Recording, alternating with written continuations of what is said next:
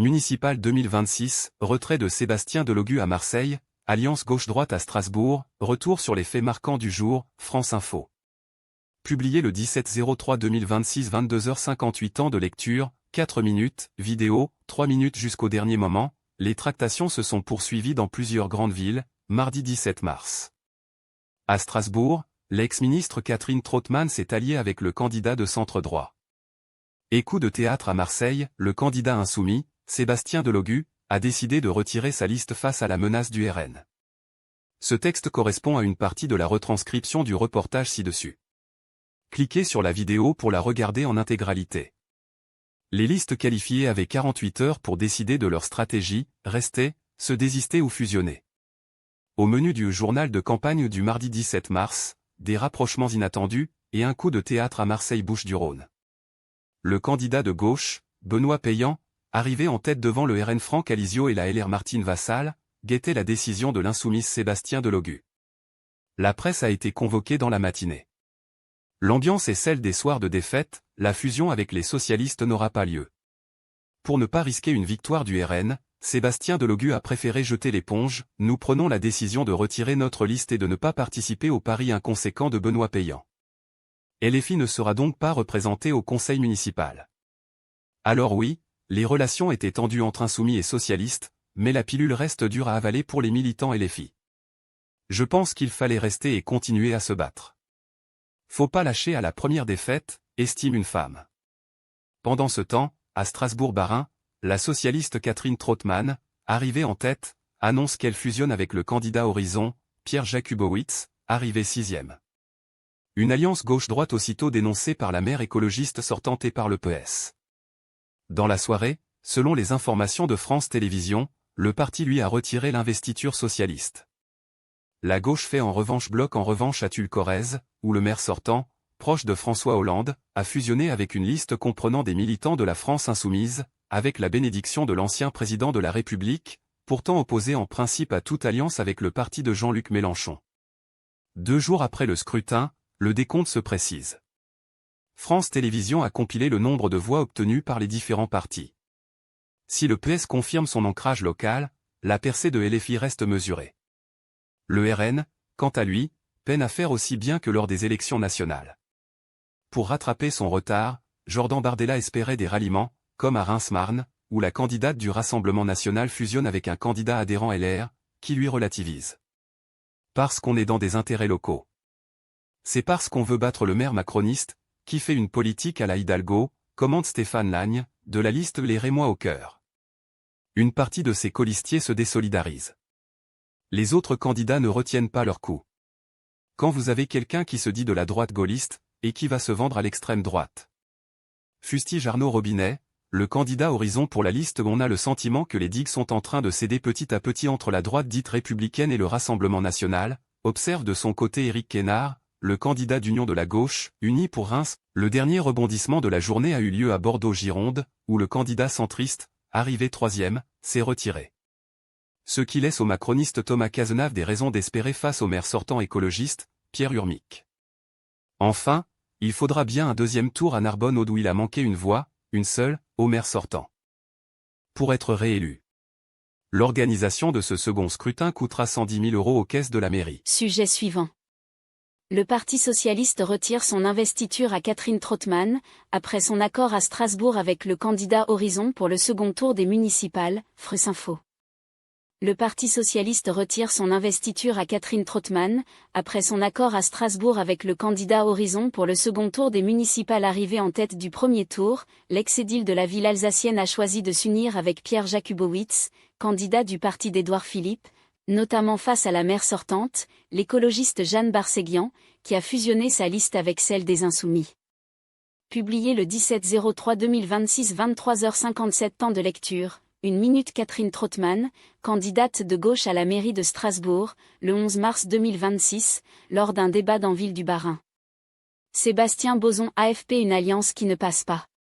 Le Parti socialiste annonce retirer son investiture à Catherine Trautmann, après son accord à Strasbourg avec le candidat Horizon, à l'issue du premier tour des élections municipales, a appris mardi 17 mars France Télévisions auprès de l'entourage d'Olivier Faure.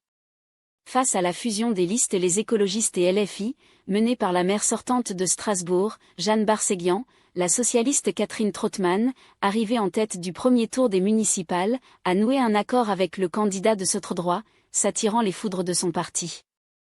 La socialiste, qui a rassemblé 25,93 des voix dimanche, a justifié son alliance avec le candidat centriste Pierre Jakubowicz 5,10 des voix par la volonté de former un arc républicain. L'histoire du socialisme, c'est de faire gagner la gauche partout où c'est possible. Cela ne peut pas se faire au prix d'alliances avec des candidats horizons, que nous combattons et qui partout ailleurs en France s'allient à la droite la plus dure pour battre la gauche. Cet accord à Strasbourg place ceux qui l'ont conclu en dehors du Parti socialiste. Cet accord à Strasbourg place ceux qui l'ont conclu en dehors du Parti socialiste, a réagi mardi le premier secrétaire du PS Olivier Faure sur X. Sujet suivant. À quel parti appartiennent les 33 000 maires élus dès le premier tour des élections municipales? France Info. Publié le 17-03-2026 16h30, mis à jour le 17-03-2026 16h31. Temps de lecture, 3 minutes. Le dépouillement dans l'hôtel de ville de Perpignan, le 15 mars 2026, où le maire RN sortant Louis Alliot a été réélu dès le premier tour, avec 50,6 des voix. ED jaune AFP pour 43 millions de Français, un tour a suffi pour reconduire ou renouveler le conseil municipal. Dans 94 des communes françaises, les bureaux de vote resteront fermés, dimanche 22 mars, à l'occasion du second tour des élections municipales 2026. Et pour cause, pour 43 millions de Français, les listes de conseillers municipaux qui occuperont prochainement ces mairies ont déjà obtenu la majorité des voix à l'issue du premier tour. Parmi cette écrasante majorité de communes, la plupart comptent moins de 1000 habitants et les maires y sont tous classés sans étiquette. Dans les communes de plus de 3500 habitants, les listes estampillées et divers dominent. Les municipales échappent de plus en plus aux partis politiques dans un contexte où de nombreux maires ne mettent plus en avant d'appartenance partisane, analyse le politiste Frédéric Sawicki sur le site The Conversation.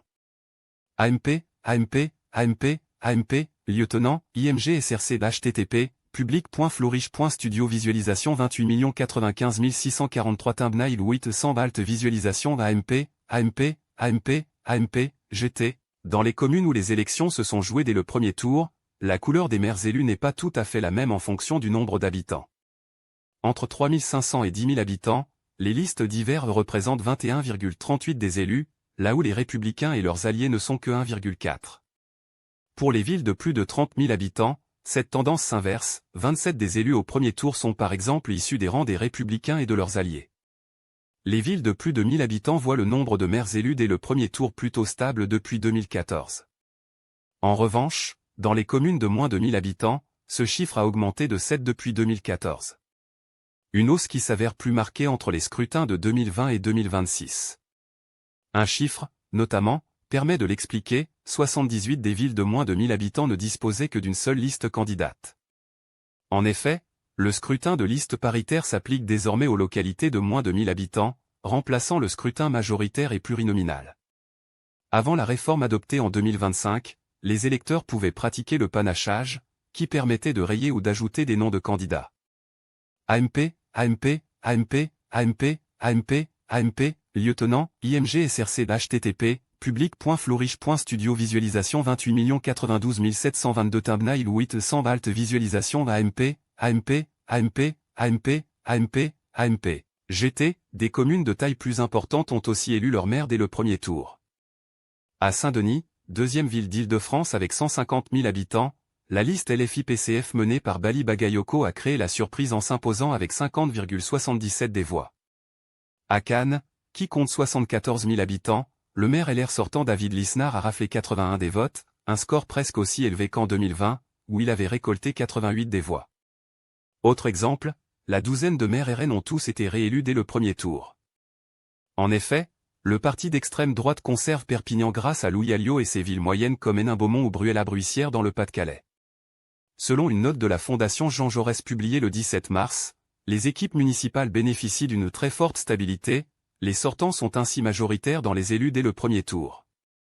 Mais au second tour, la prime aux sortants pourrait ne pas suffire aux maires en place pour conserver leur siège. Sujet suivant. La candidate reconquête Sarah Knafo se désiste à Paris pour battre la gauche aux deux des tours des municipales, France Info. La candidate Reconquête Sarah Knafo se désiste à Paris pour battre la gauche aux deux des tours des municipales qualifiées de justesse à l'issue du premier tour. L'eurodéputée d'extrême droite se retire au profit de Rachida Dati, largement devancée par le socialiste Emmanuel Grégoire au premier tour. Publié le 17-03-2026 16h49 temps de lecture. 1 minute. La candidate Reconquête à la mairie de Paris, Sarah Knafo, s'exprime devant ses sympathisants, le 15 mars 2026, à Paris.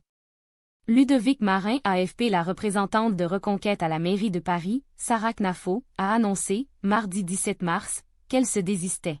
« Je me retire pour nous donner toutes les chances de battre la gauche », a-t-elle déclaré dans une interview aux Parisiens, prenant soin d'expliquer qu'elle ne prenait pas cette décision pour la personne de Rachida Dati, qui a refusé de s'allier avec elle, mais pour Paris. Si Rachida Dati est élue dimanche prochain, ce sera grâce à vous et ce sera à vous qu'elle le devra, a ajouté, en direction de ses électeurs, l'eurodéputée, partisane de l'Union des droites, qui a recueilli dimanche 10,4 des voix. À l'annonce de sa qualification, la candidate d'extrême droite avait aussitôt proposé une alliance de raison à Rachida Dati, qui a préféré s'allier avec la liste Horizons Renaissance menée par Pierre-Yves Bournazel. Interrogée sur sa campagne, elle s'est dite extrêmement fière du résultat, ajoutant que ce n'était pas la dernière, alors qu'on lui prête des ambitions pour la présidentielle. Le président des Républicains, Bruno Retailleau, a salué ce retrait. C'est une décision sage et responsable, qui rend possible l'alternance que les Parisiens attendent, a-t-il déclaré, sur X. Au premier tour, Rachida Dati 25,46 a été largement devancée par le socialiste Emmanuel Grégoire 37,98. Qualifiée pour le second vote, dimanche, l'insoumise Sofia Chikirou 11,72 des voix a affirmé qu'elle maintiendrait sa candidature après le refus d'Emmanuel Grégoire de fusionner leurs deux listes. Sujet suivant. Le candidat sans étiquette Philippe Dessertine n'a pas déposé sa liste, il n'y aura pas de triangulaire au second tour des municipales à Bordeaux, France Info. Le candidat sans étiquette Philippe Dessertine n'a pas déposé sa liste, il n'y aura pas de triangulaire au second tour des municipales à Bordeaux. Le duel opposera le maire sortant, l'écologiste Pierre Urmic, à l'ex-ministre macroniste Thomas Cazenave. Publié le 17-03-2026 20h30 et mis à jour le 17-03-2026 20h38 temps de lecture, 1 minute. L'économiste Philippe Dessertine, candidat sans étiquette au municipal de Bordeaux, le 26 février 2026, dans la ville de Gironde. Romain Perrochot AFP. Coup de théâtre à Bordeaux. L'outsider Philippe Dessertine n'a finalement pas déposé de liste pour le second tour des municipales, mardi 17 mars, laissant le champ libre au macroniste Thomas Cazenave face au maire sortant, Pierre Urmic. L'ancien ministre des Comptes publics a été devancé de seulement 2 points par l'édile écologiste 27,68 contre 25,58 au premier tour dans cet ancien fief de la droite de 1947 à 2020. Pour sa première campagne politique, Philippe Dessertine, connu notamment comme expert économique sur les plateaux télévisés, avait créé la surprise, terminant 3e dimanche, avec un score supérieur à celui annoncé par les sondages.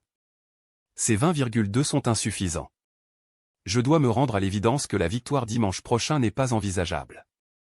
Je le regrette profondément, a-t-il néanmoins déclaré lors d'une réunion publique mardi soir, prévue initialement dans le cadre de sa campagne pour le second tour.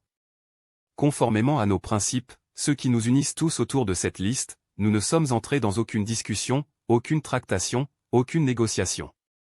J'ai donc pris la décision de me retirer dès ce soir de la course à la mairie de Bordeaux, a ajouté celui qui, lundi soir encore dans un entretien au journal Sud-Ouest, assurait encore pouvoir transformer l'essai dimanche.